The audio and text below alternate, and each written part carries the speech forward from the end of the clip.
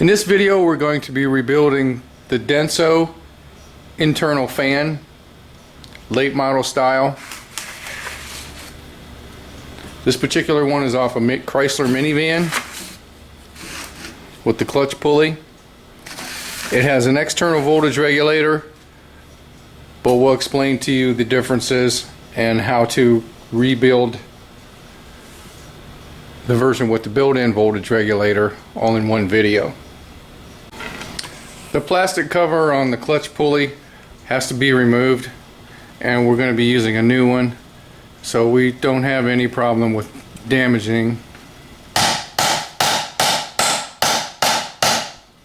To loosen it up a little bit, and then take a pocket screwdriver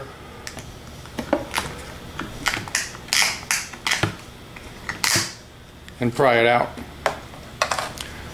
Underneath you'll see the Allen head. It's about a 17 millimeter. There's no pulley nut holding the pulley on. The pulley itself is threaded onto the shaft. So you need a 1/2 inch impact. It threads on clockwise, so you need your gun set to counterclockwise to take it off. Just hit it repeatedly.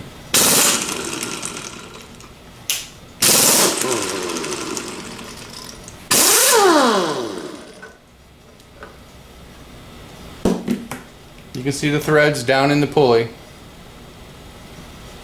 and the threads on the shaft itself. It just threads on and threads off.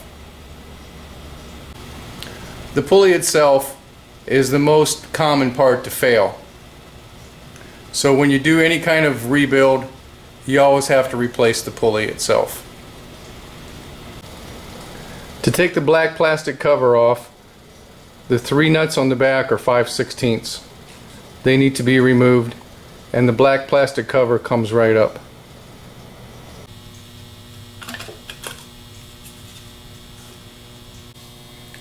There are 4 Phillips screws holding the brushes and the plug assembly to the rectifier assembly. This is the rectifier with all the diodes in it, and you'll see the 4 screws, the 4 Phillips, here, here, there, and there. This is a longer one, the one that goes into the aluminum housing itself. Then the other 3 are the shorter ones. The best thing is to shoot a little bit of rust bust around the edges, and then you may have to take a Phillips screwdriver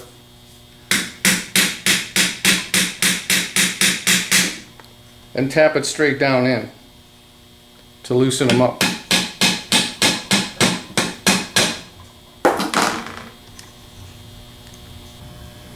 Here you can see the 3 short screws and the long one removed. If the head becomes stripped out as you're trying to remove them, take a 1/4 inch extension like this and tap straight down on the head of the Phillips head with a hammer to flatten out the X shape. And what that does is that smashes the shape of the head over so that you can tap a screwdriver down into it, and that performs 2 functions. Number 1, it breaks the threads loose and gets a good bite from the screwdriver to the screw itself to break things loose. The next step has to be carefully done.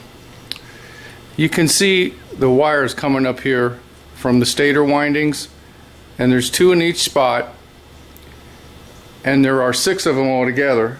So there's 3 groups like this.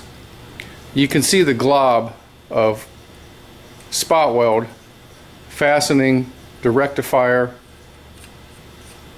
to the wires that are coming up. Those have to be removed you have to cut them just below the spot weld, but the idea is to leave as much original wire in position as possible. The best tools to use to do this particular job are just a plain pair of wire cutters and a pocket screwdriver. Try and use a pocket screwdriver that's in pretty good shape and nice and sharp down at the end when it's not been mangled.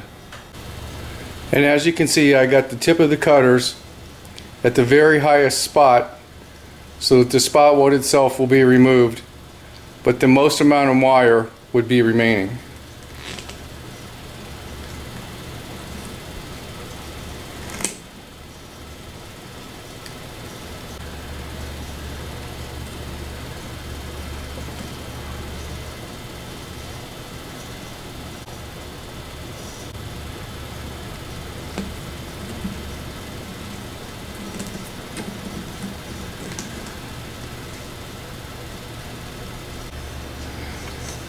Then I'm going to take my pocket screwdriver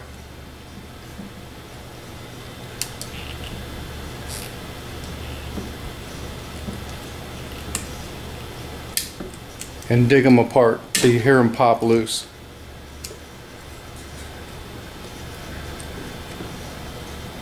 There you can see we have complete separation. Do it carefully and take your time, because this is an important step. The quality of the rebuild requires as much length of the stator leads as possible. Also, one other technique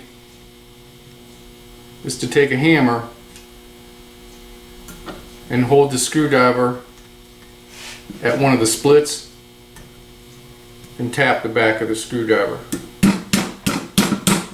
just to help split it apart a little bit. Then you can have room to dig.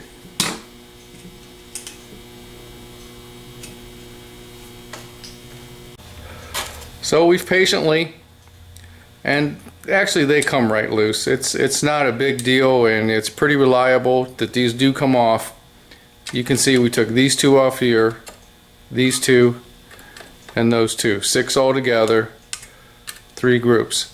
So we're ready to take the rectifier off. You'll see the 3 screws holding the rectifier on.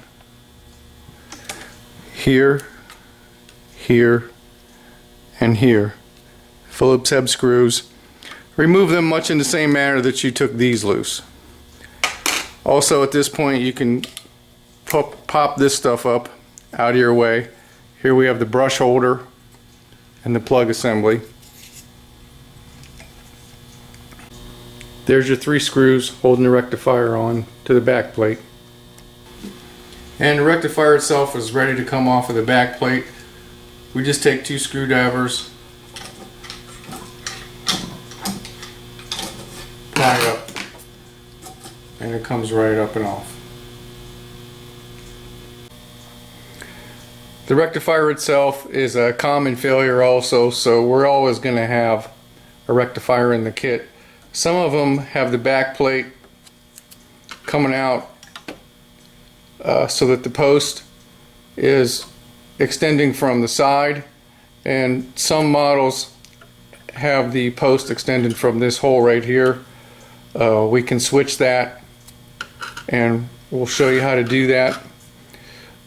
This one here is not real easy to see what's wrong with it. It's not obviously burnt like a lot of them are, but if you look very closely, you can see this diode in the middle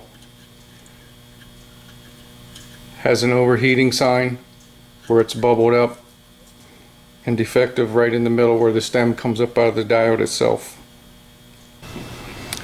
Here's a shot of the wires coming up out of the back plate. This is a good time to inspect the slip ring where the brushes ride to make sure that there are no deep grooves. It's not common that there would be deep grooves in them. If there are grooves, you want to spin it all the way around and inspect it, both rings, all the way around to make sure that there's no black plastic underneath. But in this particular model, there's a lot of copper there. So if you have a small groove or even a groove that goes roughly halfway, it would be considered reusable. Now we have 4 bolts holding the plates together. Use a 5/16 to get them out. A good place to put the rust bust would be on this end. You can see the threads exposed to help get a little bit of rust bust on there. Also, you can shoot some rust bust down into this hole and it'll lay in there real nice and soak the bolts loose for you. Not really a lot of trouble with those breaking off in there. So just go ahead and break them loose. Here you can see the 4 through bolts that hold the front half to the back half. 5/16 socket to remove them. Now we're ready for the fun part, to get all your frustrations out. We've sprayed this down in the crevices where the metal meets the aluminum to try and soak onto the any corrosion that's been in there. And we just want to kind of tap on the outside edges.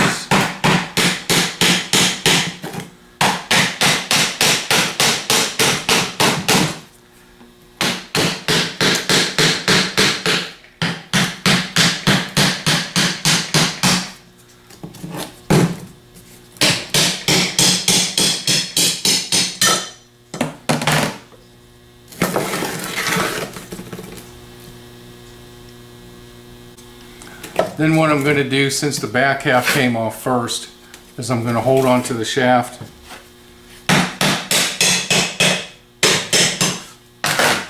You can shoot a little bit of rust bust down into this bearing fitting, or use just a slight amount of heat on the outside edge of this where the bearing fits in to the back plate.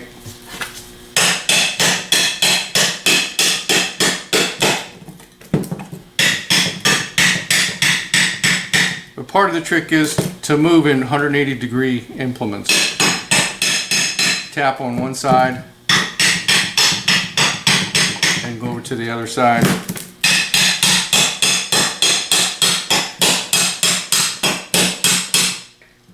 And keep moving back and forth.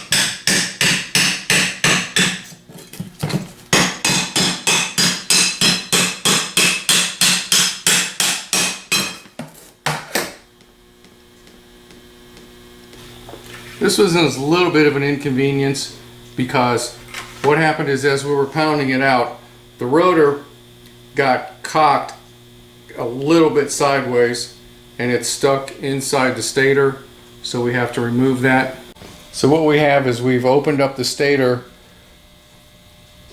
we've opened up the vise wide enough to where the stator laminations, the metal part, sits down into the jaws of the vise. But it's not tight on the windings. You don't want to crush it by tightening it up whatsoever. Just have your vise wide enough to set it down in there. Then we put a rag underneath on the bar of the vise, and we're just going to take a hammer and a drift and just very carefully tap it out so that it comes right off. Look down at the bearing and you'll see the 4 Phillips head screws holding the bearing cover on. Those need to come out.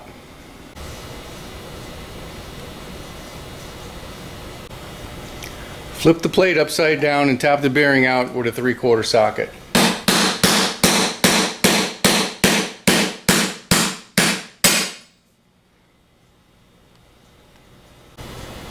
You need a Dremel with a small reinforced cutoff wheel for the next step. The rear bearing has to be cut off. Scribe a line on the outside race of the bearing, turn it 180 degrees, and scribe another line. Be sure to wear safety glasses for this part of the operation. Good job.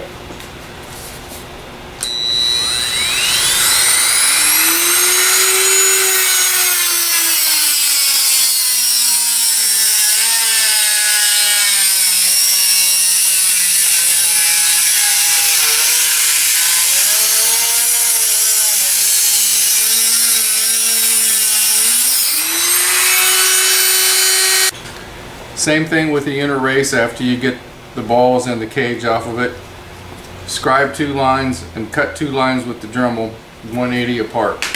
You don't really have to cut completely through. Once you get it about 90% of the way through, 80% of the way through, you can take a chisel and smack it, and it'll fall right off because the hardened steel is so brittle.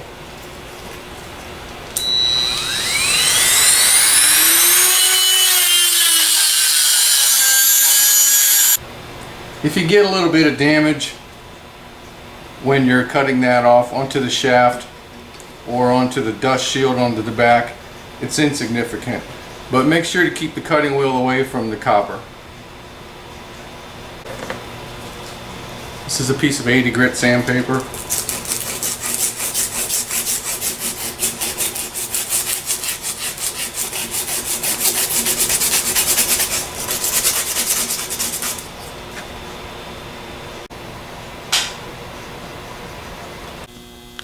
You need to do a really careful job of cleaning up the 6 stator leads where the solder joints go on.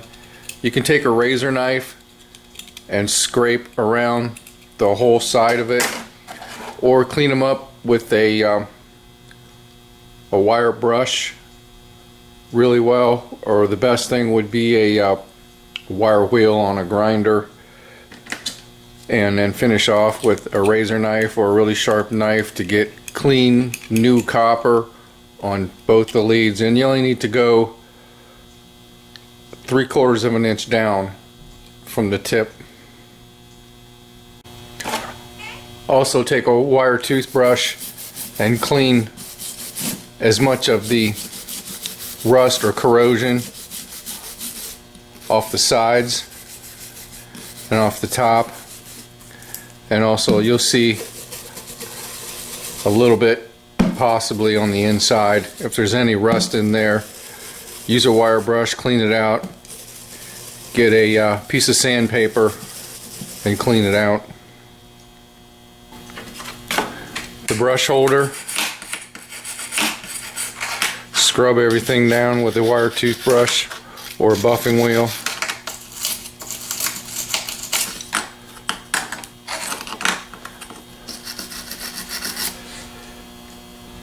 After you've cleaned up the connections, take a little bit of white lithium grease or silicone based dielectric grease and smear it on all the connections, top and bottom. Also the plastic lid, the metal portions are actually connections, grounds for the rectifier. Those need to be scrubbed really well.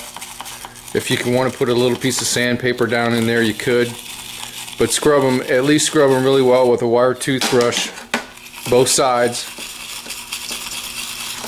and then put dielectric grease on both sides.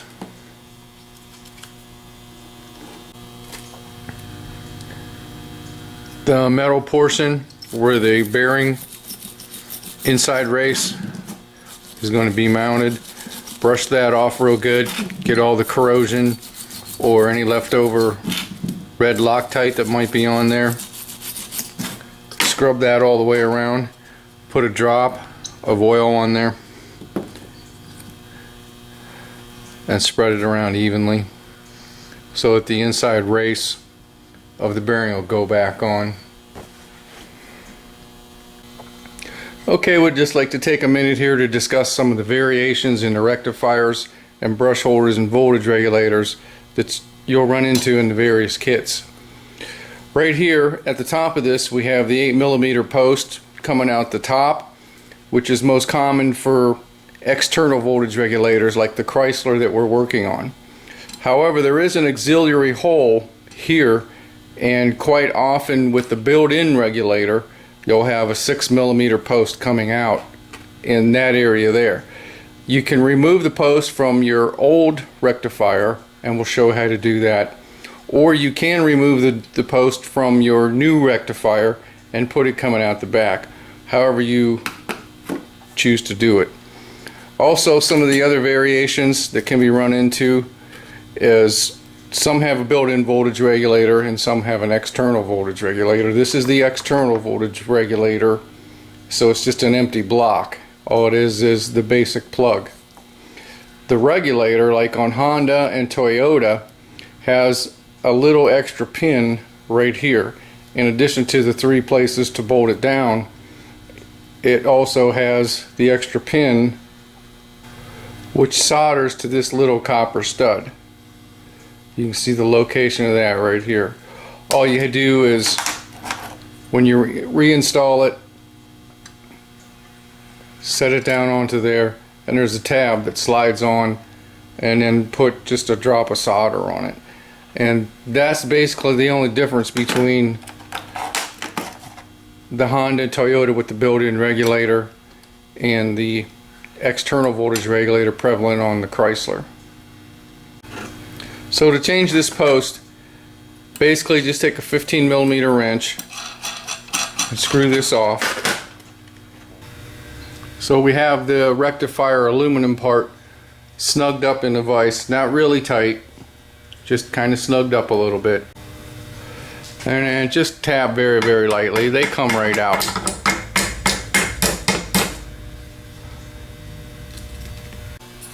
So we've put a nut on the stud, and you put the nut in the vise, and take your thumbs and put it on the back of the rectifier and bend it backwards a little bit so that you get enough of a bend so that you can get the back of the copper stud out of the hole and into the new hole.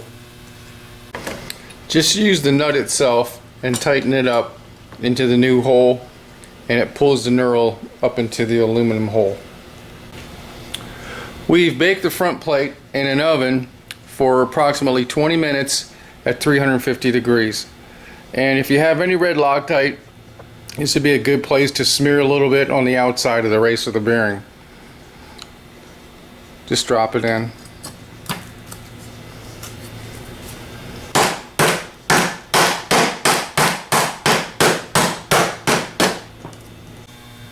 Reinstall the bearing cover and the 4 Phillips head screws. Clean the shaft with sandpaper or a scuff pad and finish off with a buffing wheel. Put a couple drops of red Loctite by the bottom of the shaft.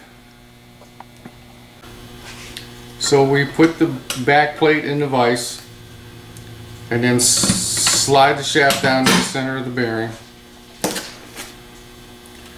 Use a drift or a 1/4 inch extension and just give it a few taps to make sure that it's completely seated in the bottom of the bearing, but tap only lightly. We've set the bearing, the rear bearing, down onto the shaft while it's still in the vise, and we have 11/16 deep well. Make sure that the surface of your deep well sets on the inner race of the bearing, and check it for clearance to make sure that there's no interference on the slip ring itself, because the worst thing you can do is ding up the copper on the slip ring. So you want to make sure that whatever you're using, a piece of pipe or the 11/16 deep well, that there's no interference whatsoever with the copper slip ring.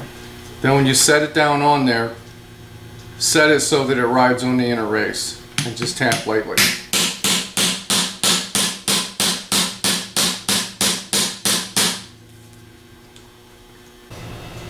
We're not going to go completely to the bottom with the bearing because this is an NTN bearing replacement. It's a little bit narrower than the original one that came off. What we're going to do is leave it just about 1/8 of an inch from where the metal starts on the shaft to the top of the bearing itself. It's not a real crucial measurement, but right about like that. We've put the rotor front plate assembly snugly in the vise. Don't tighten it up really tightly because you'll bend the rotor, but you have to have it tight enough in there to be snug. Take the new pulley and thread it on there hand tight. And this is a 17mm Allen head.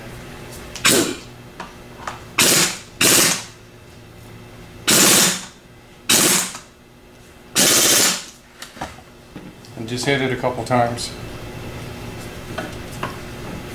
Then take it out and hold it by one edge and spin it to make sure that everything spins evenly and there's nothing hitting. Now we're going to put the cover on the pulley to keep the dirt out. The shiny part goes down. It just snaps in. Now if you haven't have the prestige of a hand blaster or a sand blaster, you're going to want to take a wire brush and clean out the inside lip of both of these aluminum plates all the way around, and put some dielectric grease on it, just a real thin layer, but wipe it in all the way around so that no more corrosion occurs on those spots. So you want to do that with both plates on both sides. And then the next thing you do is locate these three holes, the three slots, and the three wires coming up through, and then set that down on there. And make sure that these holes line up with the slots. Then with the two bolt holes at the bottom kind of facing you, this tube on the back half goes as close to over top of that as you can get it, but where you want to line it up is with the slots to go into the through bolt holes.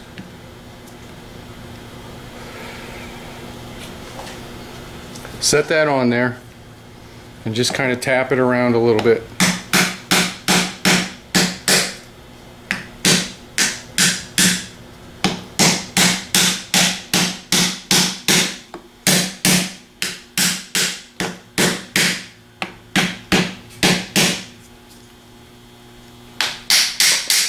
And when you're done, look down at the bottom and make sure that the slot and the stator lines up with the hole in the bottom.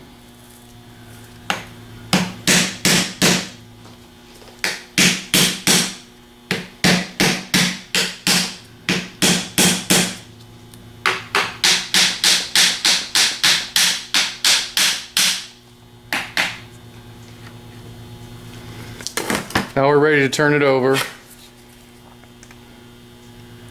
Look down through, make sure everything's lined up right, and we're going to put some through bolts in.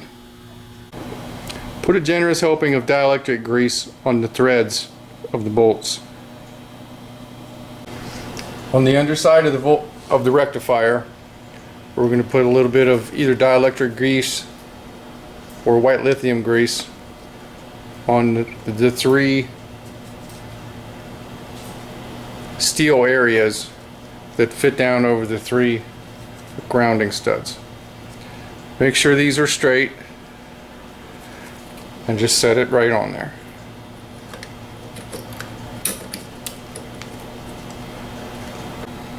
Next, we want to put the three rectifier hold down screws in. They're located here, right by the post. The other one is here, right by the through bolt, and the other one's here, kind of behind the mounting bracket.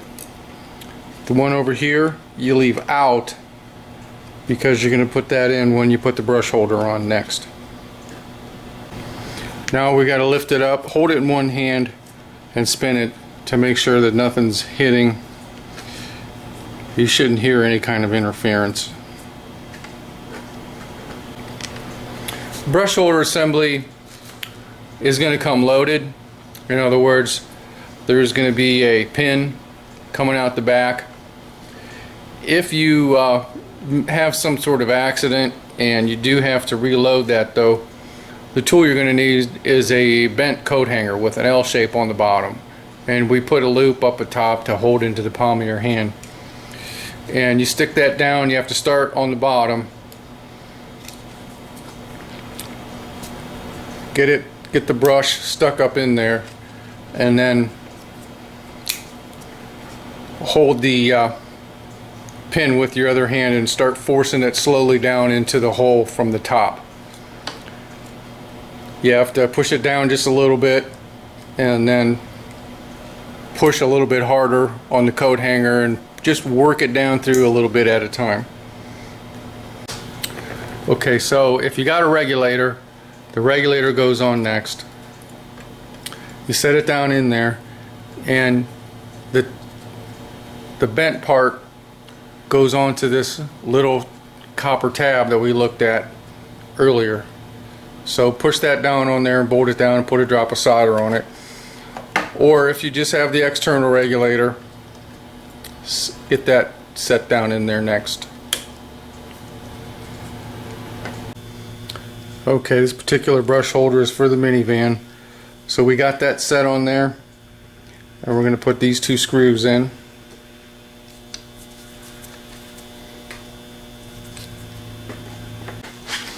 The one on this side is the one that's a little bit longer.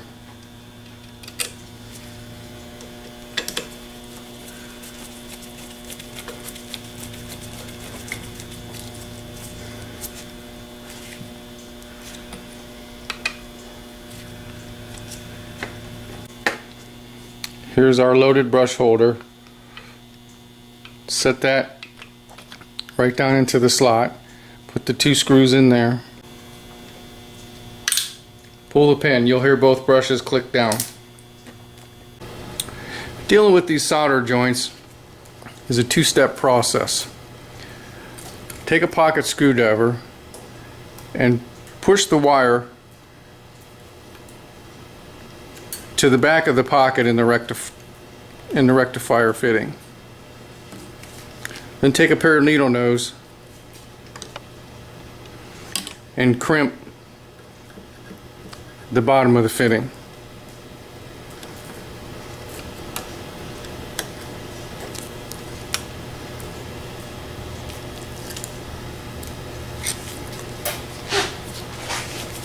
Then finish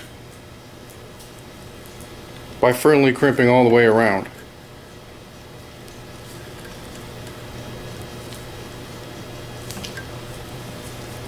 Then what we want to do is solder up the whole pocket. You want that whole tube to be filled with solder from here to the top of the tube.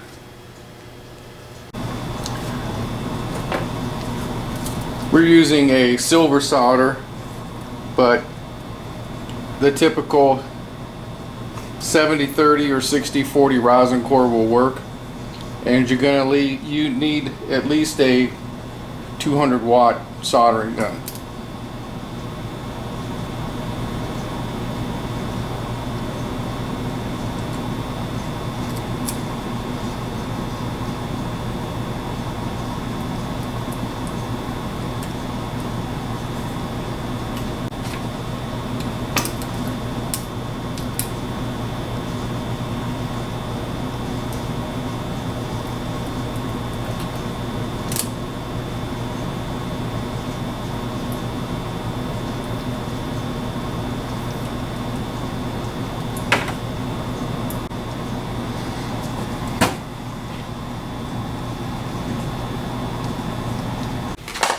Now we're ready to put the lid back on. Let's take a minute and double check everything. Double check and make sure that the through bolts are all the way tight. Always use a crossing pattern when tightening them up. There's 4 screws to double check to make sure they're tight, that hold the brush holder and the plug assembly on. Then there's 3 screws that hold down the rectifier. And if everything's ready to go, make sure that the nut part of this ferrule is next to the bridge rectifier aluminum. Set the cover back on. kind of have to lift this up out of the way a little bit.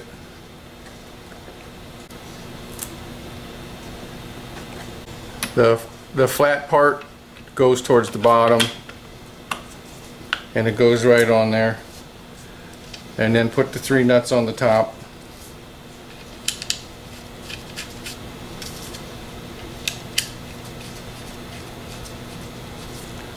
Tighten those down and you're done.